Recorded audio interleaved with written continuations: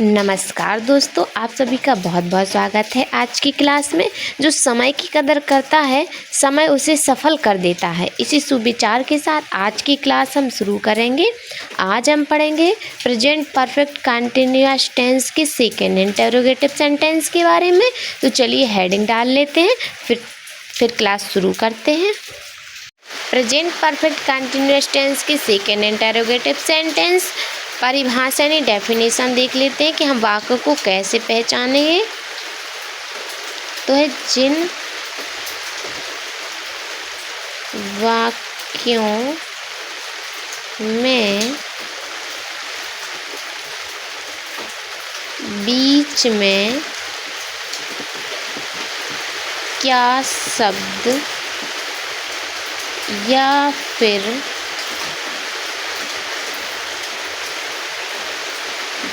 कोई भी प्रश्नवाचक शब्द आए, ऐसे वाक्य सेकेंड इंटरोगेटिव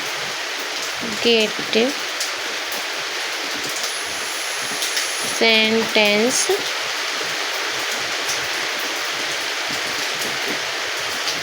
कहलाते हैं।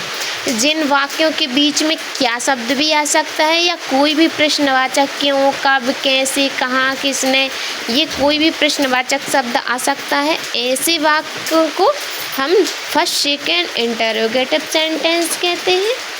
अब हम इसके नियम देख लेते हैं।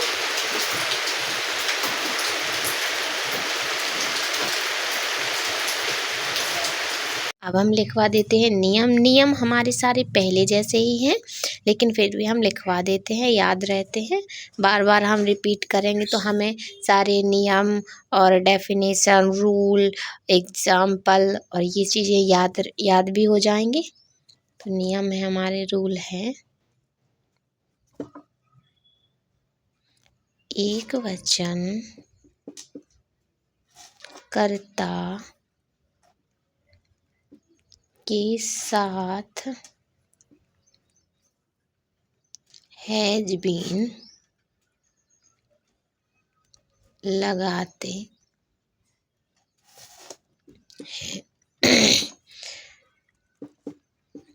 बहुवचन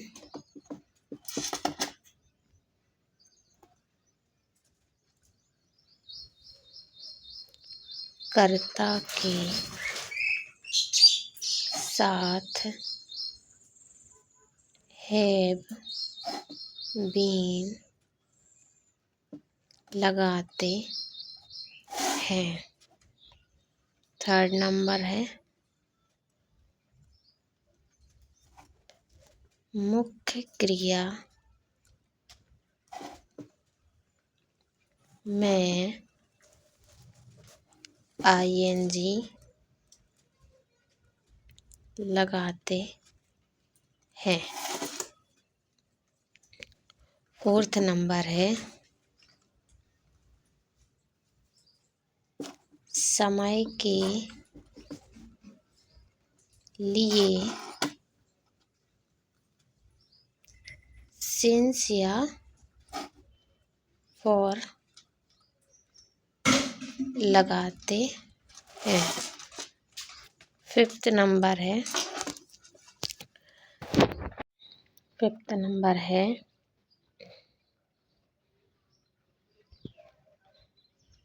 इंग्लिश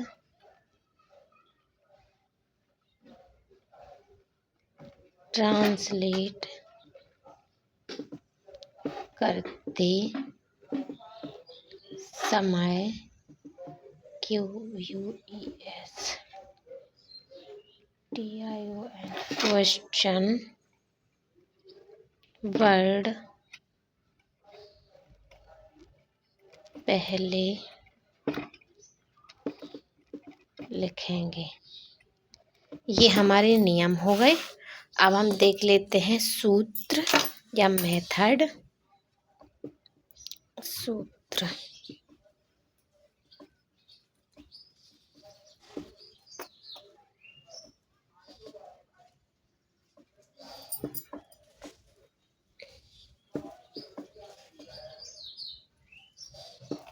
मेथड। हम वाक्य को कैसे बनाएंगे, तो पहले हमें लिखना है, ये हमने पहले लिखवा दिया नियम में कि इंग्लिश ट्रांसलेट करते समय क्वेश्चन वर्ड हमें पहले लिखना है। तो पहले हम लिखेंगे क्वेश्चन वर्ड,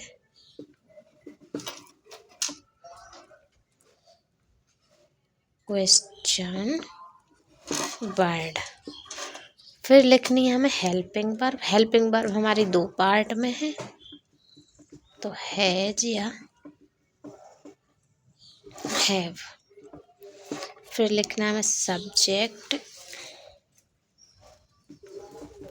सब्जेक्ट। उसके बाद लिखना है बीन,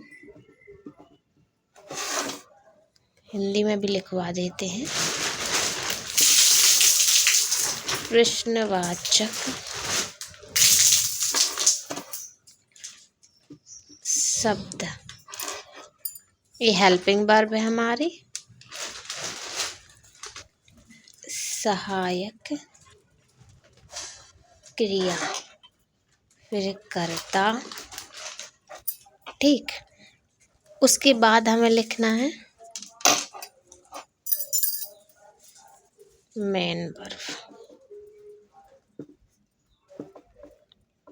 मेन वर्ब। फिर आईएनजी, ये हो गई हमारी मुख्य क्रिया। ठीक, आईएनजी। उसके बाद लिखना है हमें ऑब्जेक्ट, ऑब्जेक्ट। उसके बाद लिखना है सिंस या फॉर, ये हमें समय के लिए लिखना है। उसके बाद जो वाक्य में टाइम दिया होगा,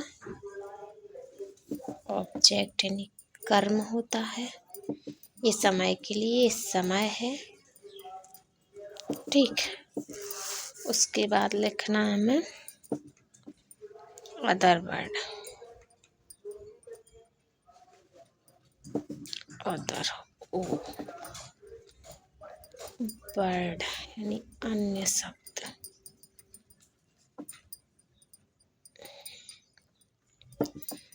और उसके बाद क्वेश्चन मार्क। इस तरह से हमें वाक्य ट्रांसलेट करने हैं। अब हम एक दो एग्जाम्पल देख लेते हैं। ये हमारे वाक्य हो गए, हमने पहले ही लिख लिए। अब हम इनको ट्रांसलेट करेंगे इंग्लिश में। तो हमने जो सूत्र लिखवाया उसी को देख देख हमें ट्रांसलेट करना है। तो पहला सेंटेंस है हमारा, हम 4 दिन से कहाँ जा रहे हैं। तो पहले हमें लिखना है, ये हमने यहाँ लिखवाया है, पहले हमें लिखना है क्वेश्चन वर्ड, फिर लिखना है हेल्पिंग वर्ब, फिर लिखना है हमें सब्जेक्ट, फिर बीन, फिर मुख्य क्रिया, ऑब्जेक्ट। तो चलिए हम बनाते हैं। पहले हमें लिखना है प्रश्नवाचक यानी क्वेश्चन वर्ड। तो हमारा यहाँ पे क्वेश्चन वर्ड है कहाँ। तो पहले हम लिखेंगे वेयर। ठीक। उसके बाद हम लिखनी हेल्पिंग वर्ब। हेल्पिंग वर्ब आएगी हमारी यहाँ हैव, क्योंकि हमारे जो हम हैं ये हमारा बहुवचन में आता है, तो आएगा हैव। उसके बाद हमें लिखना है सब्जेक्ट, सब्जेक्ट हमारा हम, तो आएगा वी। फिर लिखना हमें बीन। फिर आएगी हमारी मुख्य क्रिया, मुख्य क्रिया है जाना, तो आएगा गो। मुख्य क्रिया में आईएनजी, तो होगा गोइंग। उसके बाद लिखना हमें सिंस या फॉर, समय के लिए। तो 4 दिन ये अनिश्चित समय है, कोई निश्चित समय नहीं, तो उसके लिए आएगा फॉर 4 दिन, तो आएगा फॉर डेज। ये हमारा ट्रांसलेशन हो गया। अगला वाक्य देख लेते हैं। पहले हमें लिखना है क्वेश्चन वर्ड, तो आएगा वाई।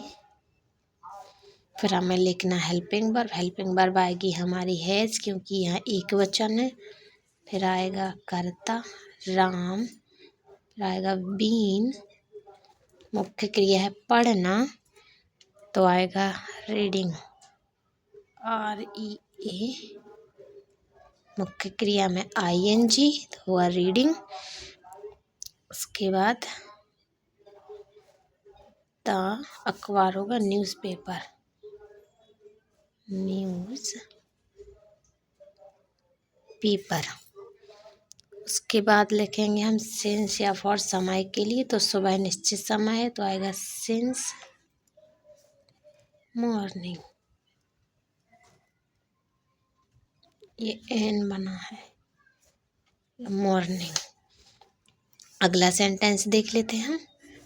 पहले आएगा हमारा क्वेश्चन वर्ड व्हेन, फिर हेल्पिंग वर्ब आएगी हमारी हैज क्योंकि एक वचन है, करता है हमारा मोहन, फिर आएगा बीन। उसके बाद मुख्य क्रिया में ING, फिर आएगा सिंस क्योंकि ये निश्चित समय है सिंस। उसके बाद आएगा इवनिंग,